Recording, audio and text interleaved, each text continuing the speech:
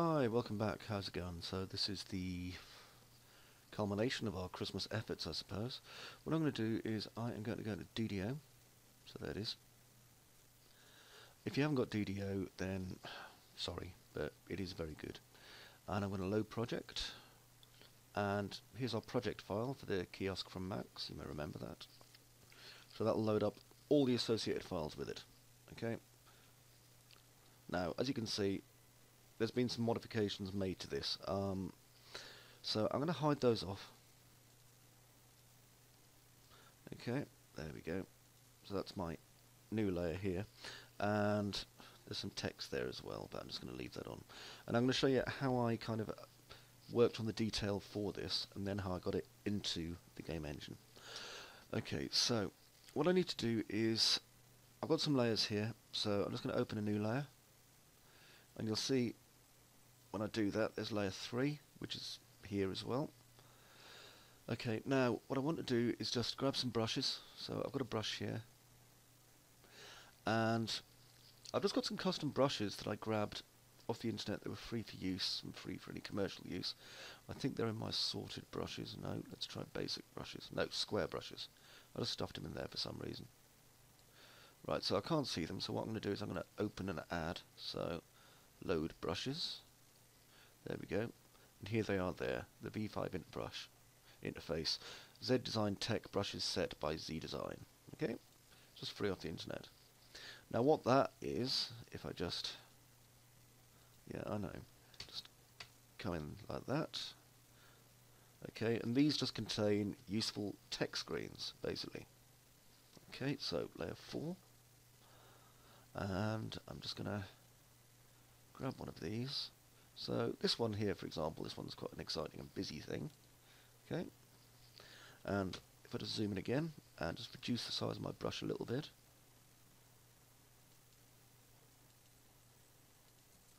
Okay, so there's one. And now I'll pick down a different screen. All I'm doing is just clicking on it a few times just to basically just set it in place, you know. Reduce the size of this one a bit. Again, just there. Change my brush. I mean, we've got plenty to choose from. That's the good thing. Now, I did have words here, but I mean, you're not using them for the same purpose as me. So what I'm going to do is just grab that. Now, these are facing the wrong direction. They should actually be rotated 90 degrees counterclockwise for that big one in the middle. But don't worry about that. I'm going to deal with that in a moment. What I'm doing first is just obviously putting together some nice little pieces here. So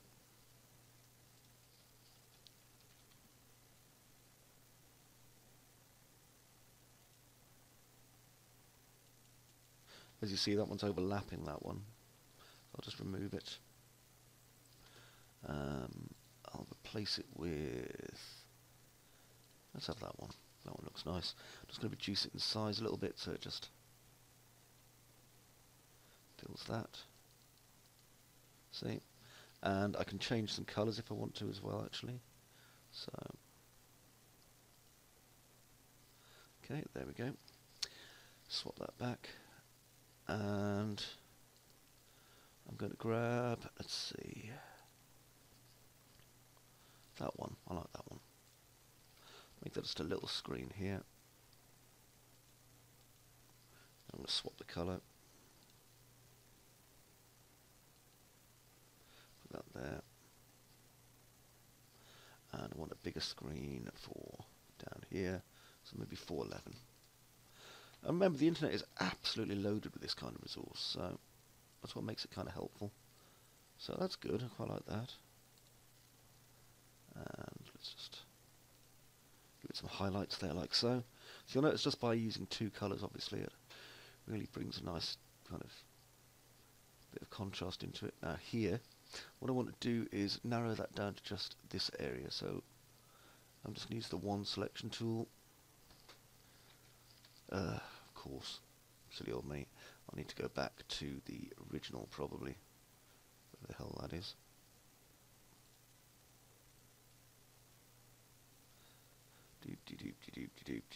Bugger, I'll just use the marquee tool, actually.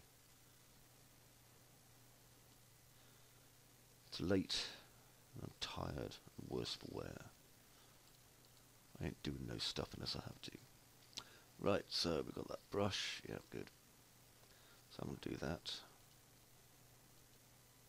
Not in the correct layer, sadly. Get back up.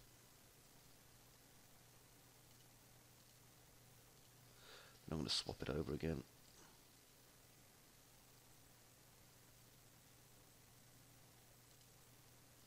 There we go. It's a nice little contrast going on there as well. And then I'm going to deselect that and just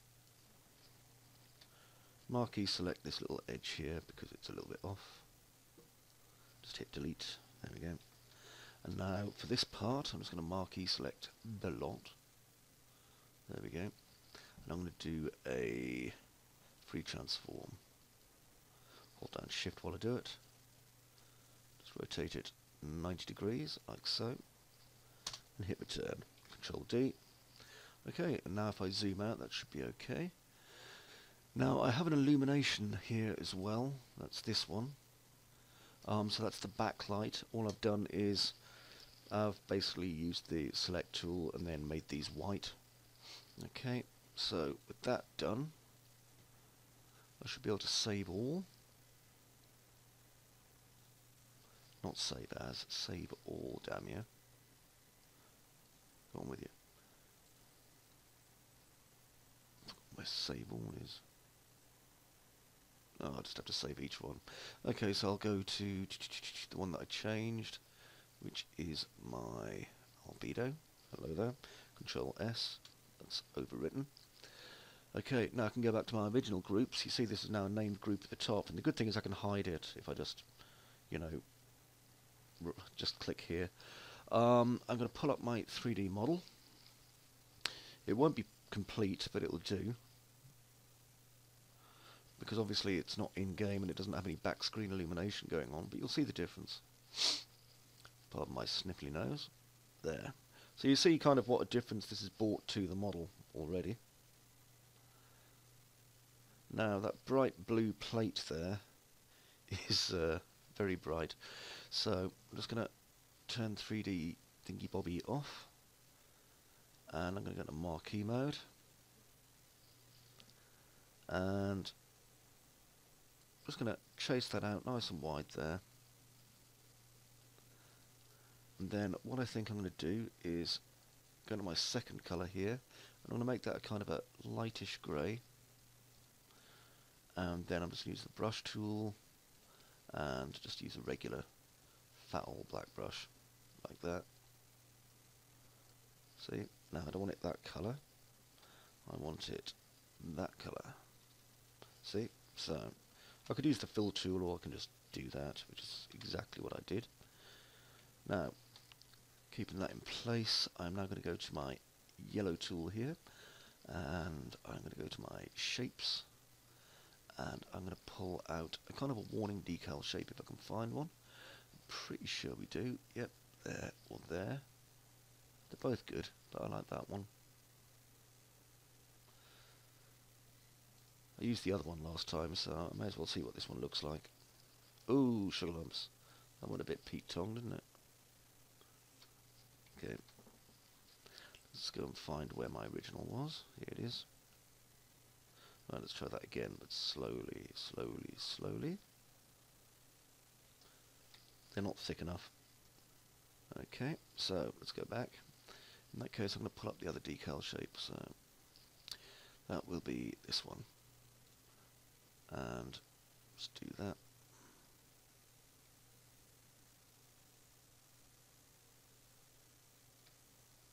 There, that should do it. Nice.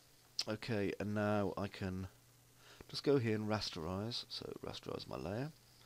Control Shift I just to select everything else. And then, ooh, have I got this right? Yes, I have. Delete. Okay, now Control D just to deselect it. Now, that'll be nice and bright.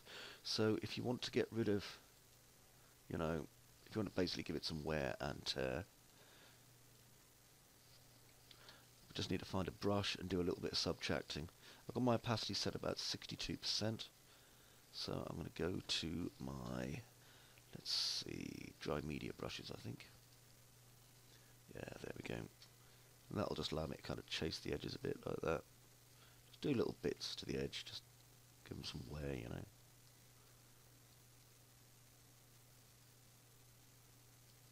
Doop-a-doop-a-doo. I mean, you can spend longer than this, but I can't because, you know, I've got to show you how to do stuff, and you don't want to watch me spending 3 hours basically trying to really precisely get some stuff done. So, oh, show us how to do everything, Chris. Yeah.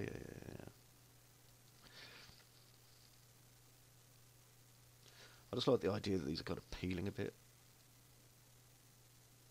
There we go. And now I'm just going to add a larger delete mask to it. So, okay, let's see what we've got.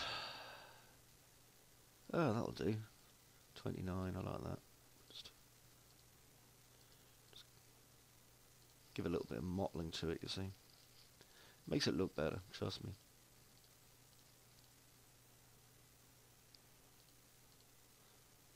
There we go. And maybe I'll just darken some splodges on the underside. So, oops. There we go. Just gonna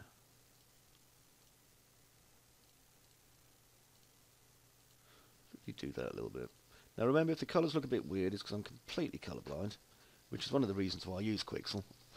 Okay, so Control and S, and let's go back to the original. There we go. And I'm going to press 3. Have a look at our model. Now, if I close the window, it'll unload it again. Go on, unload. Now, if I press this again, there we go.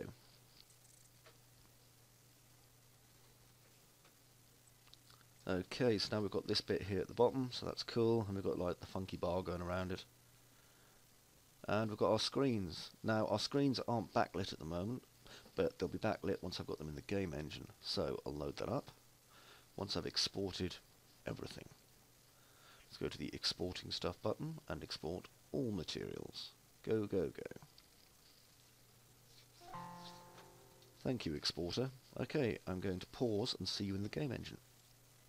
Okay, so you know how I set up Unreal Engine materials in the past. It's pretty much the same sort of thing, okay?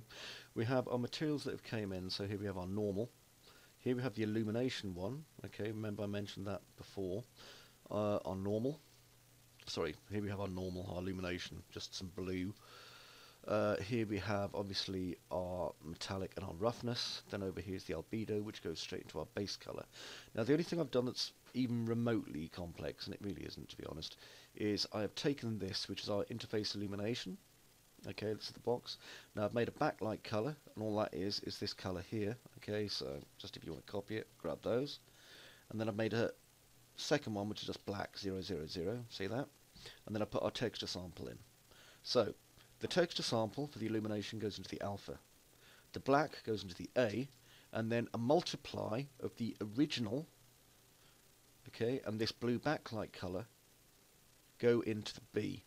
And then what it's going to do is it's going to basically say only the parts that are able to be illuminated, which are white, are going to let through this combination of lit blue and this. Okay, and then by doing that, obviously that is fed straight into the emissive color. That's all you have to do. And if you do that, my one's got slightly different textures. And I'll just try and zoom in on it. There we go. My one's got slightly different textures. However, you can see that it's illuminating.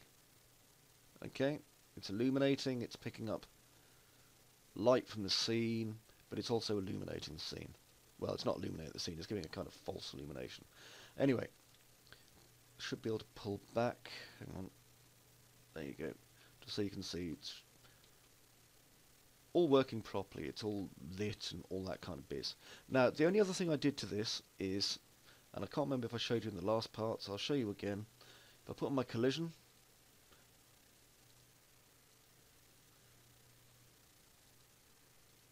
I don't think I put any collision on this one, so let's have a look. I'll just remove any collision that's on it. And all I do is I add a capsule, simplified, not capsule, God, I'm stupid. I add a box simplified collision. Okay, there it is. Now I just grab that, and I want to go to scale. Just bring it down nice and small. Not too small, obviously. There we go. And I can just stick that to the floor. And then collision, I'm going to add another box simplified. Just going to scale this one in again. And it doesn't need to be madly precise, because the interaction that the player's having with this really is just touching it. I'm going to slide that back a little bit. I need to take off my angle snap for that. But I'm going to be taking that off for the next piece anyway. There we go. And then lastly, I need to obviously do one for here. So if I just hold Alt and drag it, I'll get a copy of my selection. And then I'm just going to bring that in a bit, bring that down a bit. Okay, and just come around. Up a little. Hello, there we go. And just rotate it. And that'll be basically enough collision for this to work. So now just click Save. There we go. And if I just click play from here, it's going to be a bit rough because I haven't compiled the lighting in this for a while and there's quite a few objects. But there, see? So I can get up to it, see, and you can see I'm beside this piece. And of course we can get nice and close and see the interface and all that kind of biz going on. Okay, so you can see our normal map and the wear at the edges on that. I mean, this isn't probably the most illuminated of places to pop it. I'll see if there's a slightly brighter place. Hang on. I'm sure there is. I can just stick it in one of the main areas. If I can ever find one. There. This is fairly well lit, isn't it? So, if I grab that, just pop it there. Then play from here. Just give us a chance to have a look around this. Okay, now remember, obviously I chose black. And it's pitted and it's got scratches on. But you can see the card reader and the illuminated thing there. That's nice and pitted. It's obviously like, I gave it this choice because a nice thick kind of industrial hard wearing paint. But yeah, that's working okay. Right, so let's go back over what we did. You built it from scratch if you've been following along, and I hope you have. Built it from scratch. We built a basic colour map once it was unwrapped. We fed the colour map and the exported mesh into Quixel's DDO. We used Quixel DDO to build the quick basic textures that we'd need for this. We then used Quixel and Photoshop and some free brushes to build a kind of glowing interface for this, which we could also animate if we wanted to, and add pulsing and flickering and things like that. But that's something for a later day. And then we put it into the game engine and applied collisions. So, enjoy. This is being released at Christmas 2017. Hopefully you enjoy it. If you do, please, if you're on YouTube, like, subscribe and comment. If you're not on YouTube, come onto our Facebook channel and tell us you liked it. It'll make us happy. I'm not making any money from this. This just goes out to you. So enjoy. And next time, I think I'm going to be doing evolution of weapons, starting at something small and getting better, something more complex at the end. So we'll see how that works out. Until then, bye-bye for now.